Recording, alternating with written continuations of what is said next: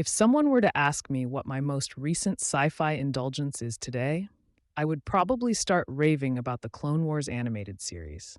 One part of me is embarrassed that I get so excited about a show on Cartoon Network that is most likely directed at young teenagers.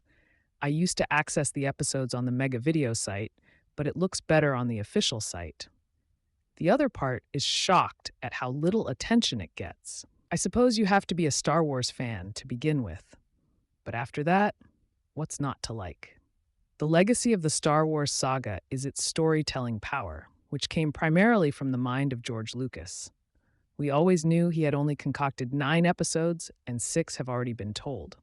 What the Clone Wars does is chronicle the war period between episodes 5 and 6 with a seemingly endless supply of new material. Since these episodes are kept consistent with their place in the overall saga, and since they are produced by Lucas himself, every one is like taking another peek into the world that exists in the mind of the original creator. New planets, races, weapons, creatures, and characters on both the good guy and bad guy sides, all interacting with the characters you already know and love. I imagine the new characters will need to be out of the picture by series end, and I have noticed interesting hints of a future conflict between Ventress and Ahsoka in some of the early episodes. We also see further exploration into the lives and personalities of already existing characters.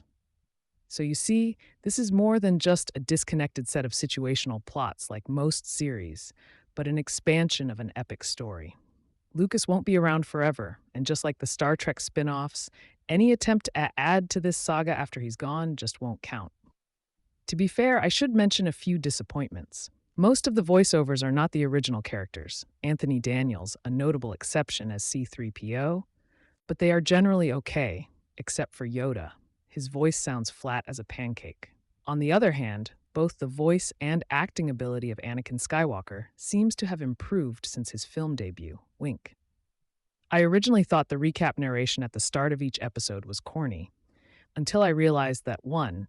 The idea is the same as the words at the beginning of each film that famously move up and off into the distance, and 2. This was how Lucas imagined those words sounding all along, because he's hearkening back to the old movie serials of his generation, like Buck Rogers. As the Emperor would say, so be it.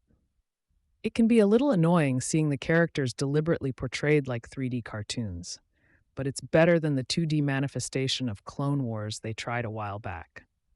I have to admit, I have not seen a single episode of those and don't even know how closely they match the current series.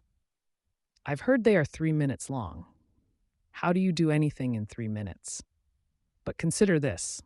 If part of the fun of Star Wars is realistic looking special effects, you can't really get that if they are hand drawn. At least with 3D animation, you are working in the same medium as is now part of live action film. The ship battles and other effects in these 22-minute Clone Wars episodes look more legit than the characters, and that at least lends it some weight. If you decide to dive in and watch this stuff, you don't even have to view the 2-hour pilot first. It is just one of many subplots in which Jabba the Hutt's son gets kidnapped, and it probably would have worked better as a 22-minute short like the rest. But it does do a good job of introducing all the main characters. And be sure to catch the first episode of the short-length series. It provides a rare showcase of Yoda's Jedi skills. That little dude really packs a punch.